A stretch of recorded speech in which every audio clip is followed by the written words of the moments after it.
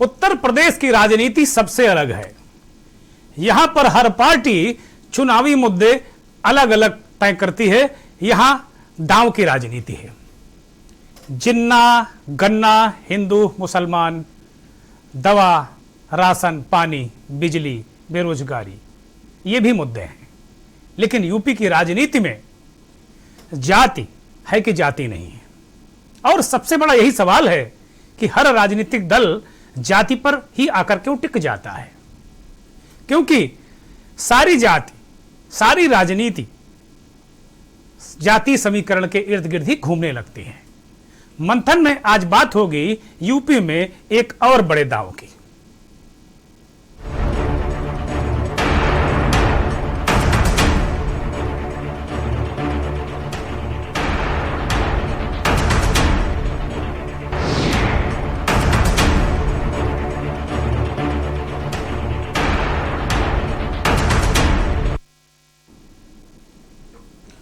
बहन कुमारी मायावती ने एक बार फिर जातीय जनगणना की बात कही है और यूपी में एक बड़ा दांव चला है। लगता है कि बसपा सुप्रीमो मायावती ने दिल्ली में विधानसभा उपचुनाव में मिली हार की समीक्षा कर ली और 2007 के विधानसभा चुनाव में सोशल इंजीनियरिंग के फार्मूले पर यह चुनाव लड़ा था। दलित, पिछड़े और सवर्णों के सहारे बहन कुमारी मायावती 2007 में सत्ता में आई, लेकिन साल 2012 में इस फार्मूले को त्याग दिया। फिर इसका खामियाजा उन्हें भुगतना पड़ा। पार्टी उत्तर प्रदेश में तीसरे स्थान पर चली गई। लेकिन अब 2022 के चुनाव को देखते हुए, पार्टियों के दमखम को देखते हुए बहन कुमारी मायावती ने एक बार फिर फ्रंट फुट पर बैटिंग शुरू कर दी है और इस बार उनका फार्मूला जाति जनगणना है, यानी जाति गणना, और टारगेट है ओबीसी की गणना। बहन कुमारी मायावती ने आज प्रेस कॉन्फ्रेंस की और यह मुद्दा उत्तर प्रदेश की चुनावी राजनीति में उछाला, जिससे अब केंद्र व राज्यों की भी जातिवादी सरकारें इनके आरक्षण को आए दिन नए नए नियम व कानून आदि बना के तथा कोर्ट कचहरी आदि का भी सहारा लेकर प्रभावहीन बनाने में लगी है। यही हाल हमें यहाँ इन वर्गों का यूपी में भी देखने के लिए मिल रहा है।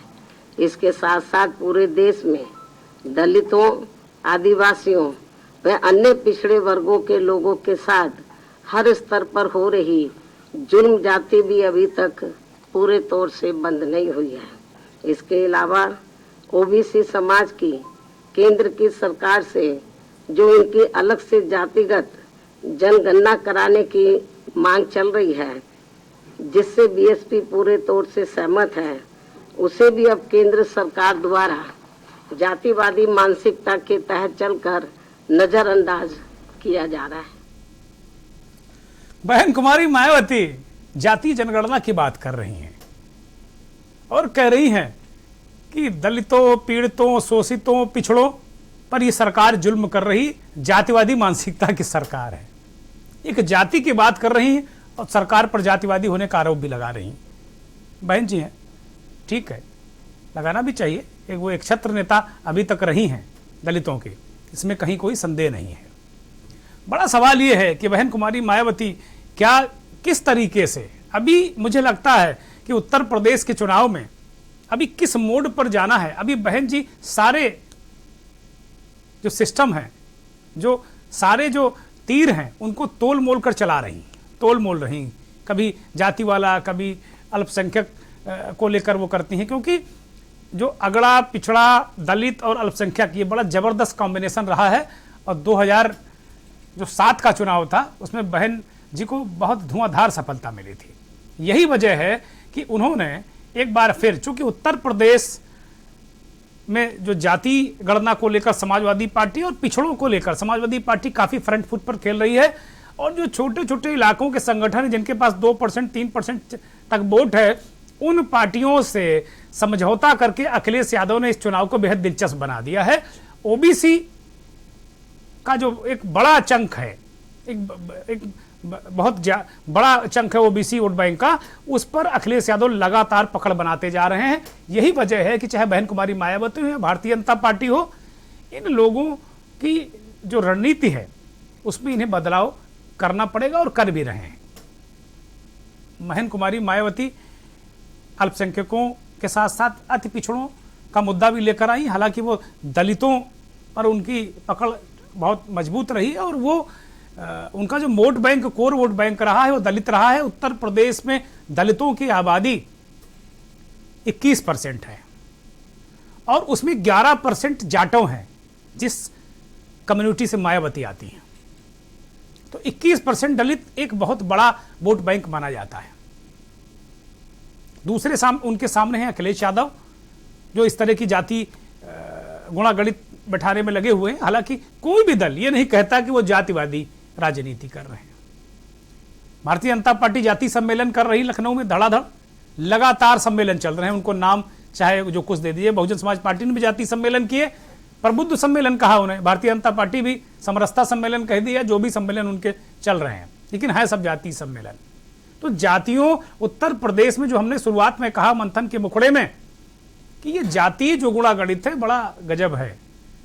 और लाख कोई कहे, कोई चाहे सबका साथ सबका विकास कहे, चाहे विकास की बात अखिलेश यादव करें, चाहे मायावती कुछ भी कहें, लेकिन कुल मिलाकर है जाति पॉलिटिक्स। और बिना जाति के उत्तर प्रदेश का चुनाव होता नहीं है। और जो कामयाब लोग हैं, जो कामयाब नेता हैं, वो जाति की पॉलिटिक्स करके ही आगे बढ़े हैं। देखिए, चाहे जितने बड़े नेता ले लीजिए, चाहे भारतीय जनता पार्टी की फहरिस्त निकाल कर देख लीजिए, उसके जितने बड़े नेता हैं वो किसी न किसी जाति की नुमाइंदगी करते हैं, उसके नेता हैं। इसी के दम पर भारतीय जनता पार्टी में वो ताकतवर है। मायावती ने भी इस बात को कहा, जातीय जनगणना को लेकर, खासतौर पर ओबीसी गणना को लेकर उत्तर प्रदेश हो, चाहे बिहार हो, चाहे दिल्ली हो, हर जगह सड़क से लेकर संसद तक और संसद से लेकर सड़क तक ये मुद्दा पिछले दिनों उठा और संसद में भी काफ़ी गर्मा गर्मी रही। लेकिन सरकार ने सुप्रीम कोर्ट में कह दिया कि भाई वो अभी जनगणना कराने की स्थिति में नहीं है। और ये कोई नई बात नहीं है, 1931 तक इस देश में जाति गणना होती रही है। और एक पार्टी के प्रवक्ता तो अभी दावा ये कर रहे थे कि 1951 में भी सरदार पटेल ने जो व्यवस्था बनाई, उन्होंने इसमें जाति गणना का कॉलम रखा था। लेकिन उनके निधन के बाद जो सरकार वजूद में आई, जो सरकार अमल में आई, उसने हटा दिया। तो अब इसको लेकर जो पुराने पन्ने भी पलटे जा रहे हैं और देखा जा रहा है कि जाति जनगणना, अखिलेश यादव नारा देते हैं कि जिसकी जितनी संख्या भारी उसकी उतनी हिस्सेदारी। महेंद्र कुमारी मायावती का भी कभी नारा यही हुआ करता था कि जिसकी जितनी संख्या भारी उसकी उतनी हिस्सेदारी। फिर बाद में जब 2007 में मायावती आई, जब उनकी पार्टी में अगड़ों का वर्चस्व हुआ, खासतौर पर ब्राह्मणों का वर्चस्व हुआ, तो ब्राह्मण शंख बजाएगा हाथी दौड़ा जाएगा, जब ये नारा उन्होंने दिया तो फिर अपने कार्यकर्ताओं को मनाने के लिए एक नया नारा महेंद्र कुमारी मायावती ने दिया। उन्होंने कहा कि जिसकी जितनी तैयारी उसकी उतनी हिस्सेदारी। इस संख्या भारी वाला नारा महेंद्र कुमारी मायावती भी भूल गई। मुझे अच्छी तरह याद है 2007 की दर्जनों चुनावी रैलियां मैंने कवर की महेंद्र कुमारी मायावती की, और हर रैली में यही नारा था कि जिसकी जितनी तैयारी उसकी उतनी हिस्सेदारी। तो मायावती तो पहले बदल चुकी है नारा, अब कौन सी जाति जनगणना की वो बात कर रही हैं, लेकिन बहुजन समाज पार्टी समर्थक है, अच्छी बात है। अब इससे होगा क्या? जाति जनगणना हो जाएगी। अभी जो ओबीसी का आरक्षण 27% है, जो एक व्यवस्था के तहत चीजें की गई हैं। अब सबसे बड़ी बात यह है कि अगर ओबीसी आरक्षण के अंदर आरक्षण को 4 लेयर में बांटने की बात हो रही है, लेकिन कोई भी सरकार, कोई भी सिस्टम अगर ये कर देता है तो ये मामला कोर्ट में उलझ जाएगा और उसके बाद फिर ये मामला लटकता ही जाएगा। इसलिए इसका एकमात्र, इस पूरे जो जाति जनगणना और जो ओबीसी को उनकी संख्या के हिसाब से हिस्सेदारी का जो मसला है ना, अगर जाति जनगणना के आंकड़े सामने आ जाएंगे तो हम सहज भाव से ये साफ कर पाएंगे कि भाई क्या स्थिति है, हमारी सामाजिक स्थिति क्या है। और उस हिसाब से अगर कोई वैज्ञानिक आधार पर, कोई तार्किक आधार पर अगर कोई चीज आप तय करेंगे तो कोर्ट में भी अगर कोई जाता है तो फिर वो तर्क के आधार पर कोर्ट में ठहरेगी। खैर, ये तो एक अलग पहलू है। अति पिछड़ों की जनगणना की बात तो मायावती ने की ही, उन्होंने अल्पसंख्यकों पर जुल्म की बात भी उठाई और जो छिटक गया मुस्लिम वोट है उसको अब साधने की कोशिश की। खासकर मुस्लिम समाज के लोग भी हर मामले में व हर स्तर पर काफी ज्यादा दुखी नजर आते हैं। इस सरकार में अब इनकी तरक्की होनी भी लगभग बंद सी हो गई है।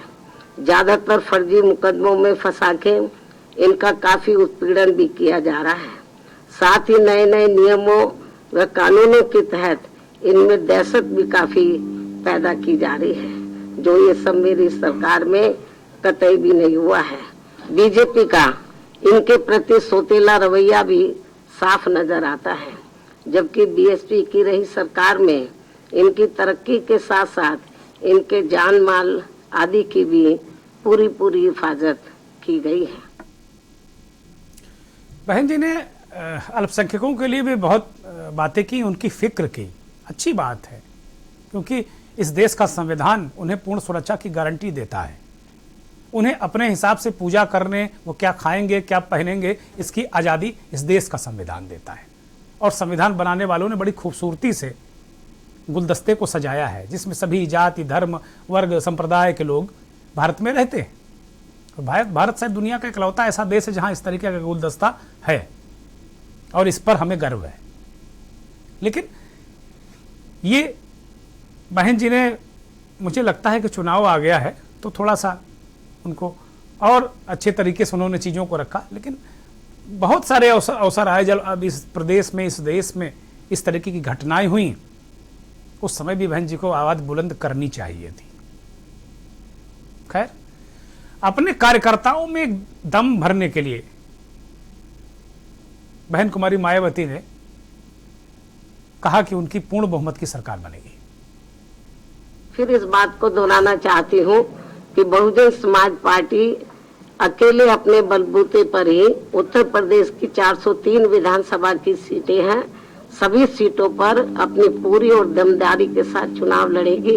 और हमें पूरा भरोसा है कि हमारी पार्टी सन 2007 की तरह फिर से पूर्ण बहुमत के आधार पर सत्ता में आएगी।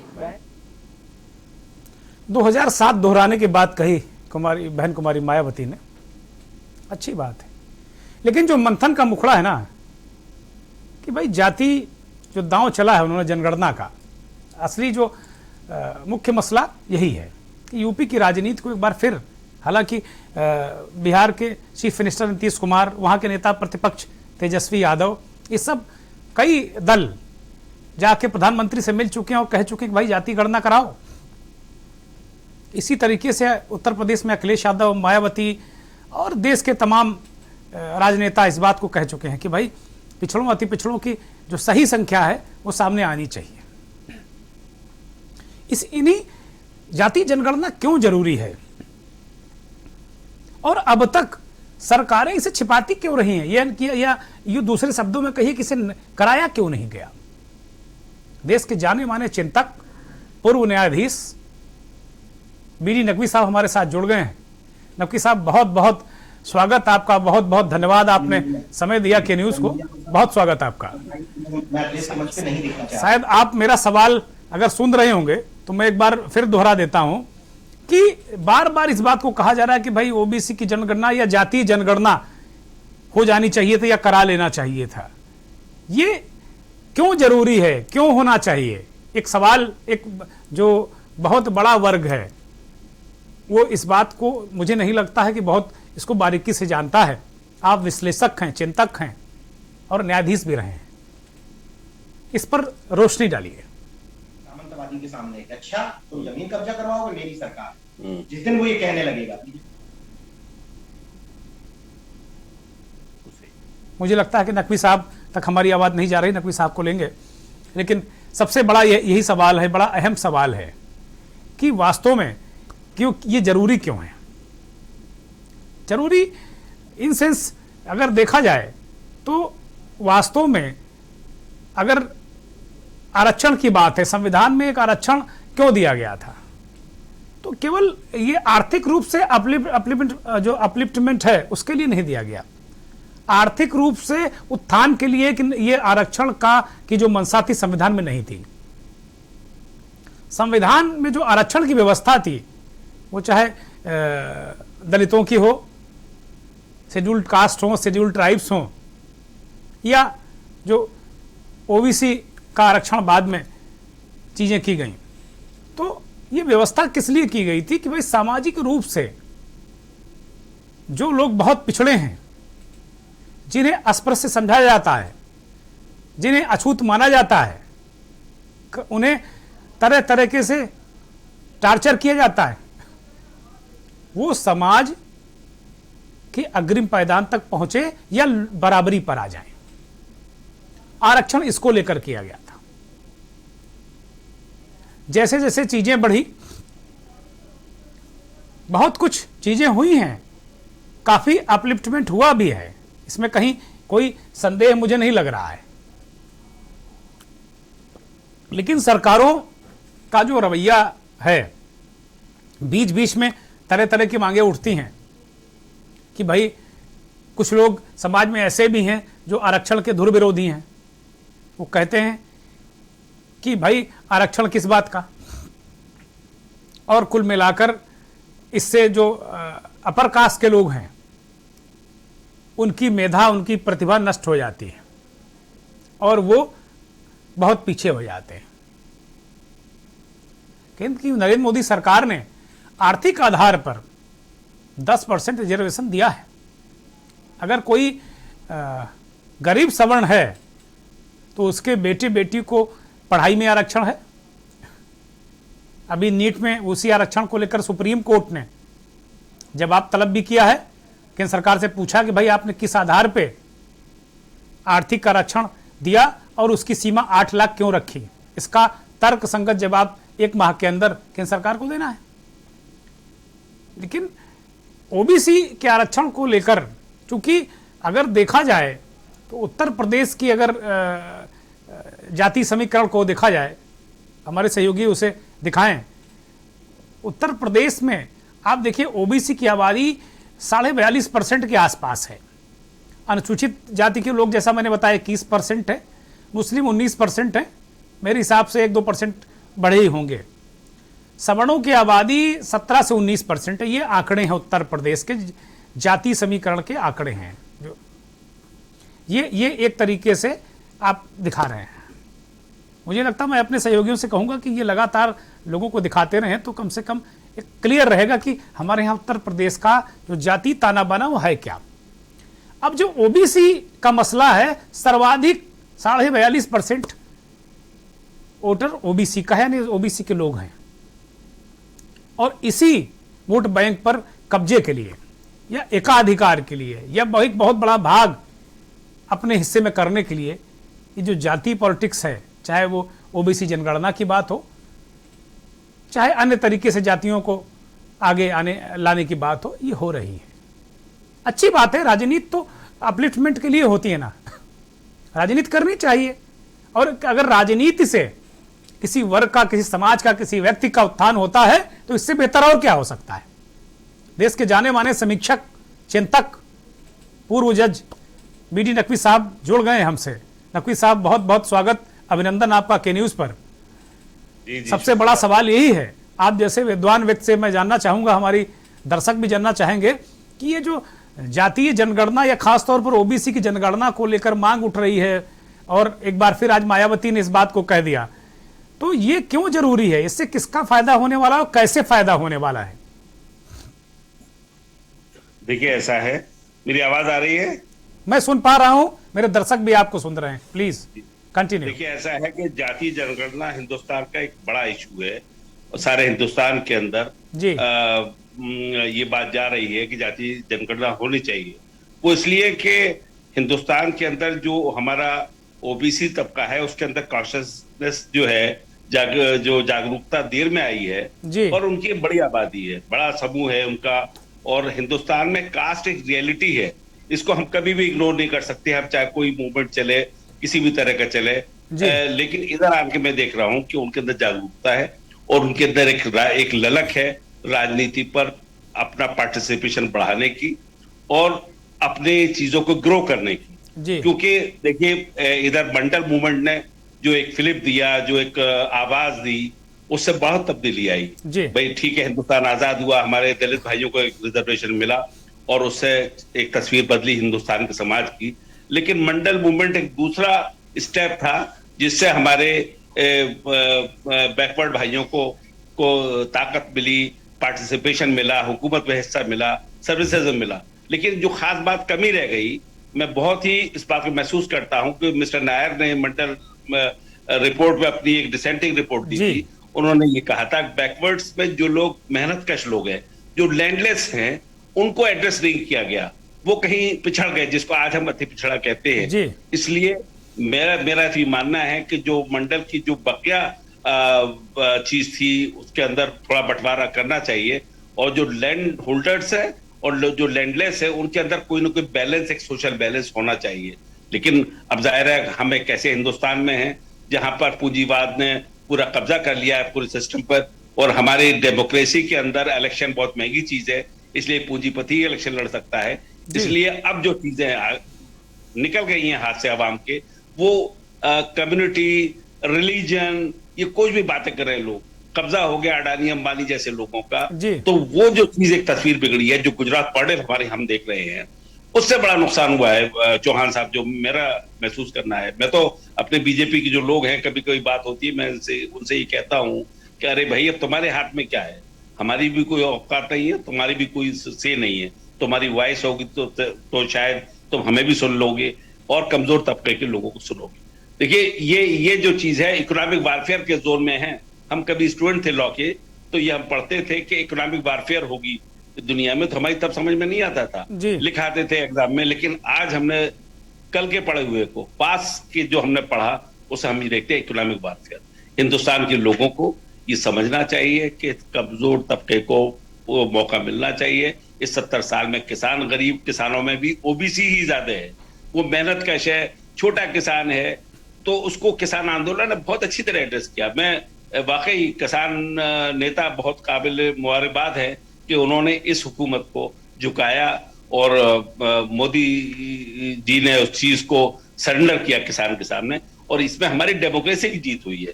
इतनी बड़ी कुर्बानी, 700 किसानों का शहादत, ये मामूली कुर्बानी नहीं है। नकवी साहब, एक बहुत महत्वपूर्ण इशू जिस पर हम बात कर रहे हैं, बहुत अच्छे तरीके से आपने समझाया कि किस तरीके से जो अति पिछड़ा वर्ग है वो किस तरह से एम्पावर हुआ, क्योंकि किसान मेहनत का धरती का सीना चीर कर वही अन्न उपजाते हैं। और ये पूरा जो आपने परिदृश्य खींचा बहुत बेहतरीन रहा। महत्वपूर्ण बात एक और है कि एक बात और उठ रही है कि आरक्षण के अंदर आरक्षण देने की बात हो रही है, तो कहीं अंदर कहीं कॉन्फ्लिक्ट तो नहीं हो जाएगा, पिछड़ों के अंदर ही एक अलग तरीके की जंग शुरू हो जाएगी? देखिए, बात आपने बहुत अच्छी कही। ये जो ताकतवर पिछड़े हैं जी, अब जिम्मेदारी उनकी बढ़ जाती है कि वो अपने कमजोर पिछड़े का साथ दें। मैं ये बात आपके चैनल पे नहीं कह रहा हूं, मैं उन लोगों से भी यही बात कहता हूं कि आपकी जिम्मेदारी है कि हमारे जो कमजोर भाई हैं उनका साथ दिया जाए, तभी एक ताकत बनेगी इस मुल्क के अंदर। और इस मुल्क के अंदर गरीब की आवाज रहे, दौलत का बंटवारा रहे। जो हमारा आर्टिकल 39B सब लोगों को पढ़ लेना चाहिए, जो उसके अंदर 2 बातें कही गई हैं कि स्रोत जो हैं वो बंटने चाहिए, पैसा बंटना चाहिए, कंसंट्रेशन ऑफ वेल्थ नहीं होना चाहिए। सबसे बड़ा इशू है और वो हमारा डायरेक्टिव प्रिंसिपल है, और इसको हमारी सरकार पूरी तरह से निगेट करती है। अरे भाई, अगर पोर्ट बटे तो एक टाटा का हो, एक अंबानी का हो, एक अडानी का, समझ में आता है। लेकिन सारे एयरवेज, सारे पोर्ट अडानी के कब्जे में आ जाए तो वो चीज जो है वो गलत है। हमारी जो पूंजीवाद, हम कोई पूंजीवाद पूंजी के दुश्मन नहीं है। जो हमारे पैसे वाले ऐश करें, लेकिन किसान मजदूर राज करें, ये बंटवारा होना चाहिए। जो बैलेंस है, जो मेरी बात मैं हमेशा कहता हूं कि पावर किसान मजदूर पे रहे, पैसा पैसे वालों पे रहे। हम लोग गरीब आदमी हिंदुस्तान में लूटने नहीं जा रहा है पैसे वाले को, उसका ये मिजाज नहीं है। हिंदुस्तान के अंदर कम्युनिज्म इसलिए नहीं फैला कि यहाँ के लोग मानते हैं कि खुदा ने हमें गरीब रखा है तो हम झोपड़ी में खुश है। यहाँ का आदमी गुर्बत में भी खुश रहता है। ये खास बात है हिंदुस्तान की, कहीं और दुनिया में अब ऐसा नहीं है। दुनिया में अब लोग देख नहीं सकते कि एक आदमी मर्सिडीज में घूमे और एक आदमी के पास साइकिल भी ना हो। ऐसा हिंदुस्तान हमें नहीं चाहिए, ऐसा मुल्क हमें नहीं चाहिए। बहुत शुक्रिया नकवी साहब, बहुत बहुत धन्यवाद, आपने समय दिया। पुनः आपका धन्यवाद। बीडी नकवी साहब ने बहुत खूबसूरती के साथ में ये बताया कि भाई ये केवल हिंदुस्तान ही एक ऐसा देश है जहां मर्सिडीज पर चलने वालों और जो घास खोदता है या यूं कहें कि घास काट कर अपना जीवन यापन करता है, उसके बीच में दूरी तो बहुत है लेकिन वैमनस्य नहीं है। दुनिया में ऐसा कोई देश नहीं। बहुत बड़ी बात कही। और शायद जो हमारा मंथन का मुखड़ा था उसका कारण जो हमने उनसे पूछा था कि भाई इससे क्या लाभ होने वाला, ये क्यों जरूरी है, यही जरूरी है। उन्होंने क्रक्स दे दिया कि जो खेतों में काम करने वाला जो खेतिहर मजदूर है उसका अपलिफ्टमेंट हो। केवल अति पिछड़ों में भी जो ताकतवर पिछड़े हैं वही मलाई ना चाट जाएं, क्योंकि क्रीमी लेयर का मामला बहुत चर्चा में रह चुका पहले। तो क्रीम वही ना चाट जाएं। अति पिछड़ों जो नीचे का आदमी है उसको लाभ मिले, उसका उन्नयन बहुत जरूरी है।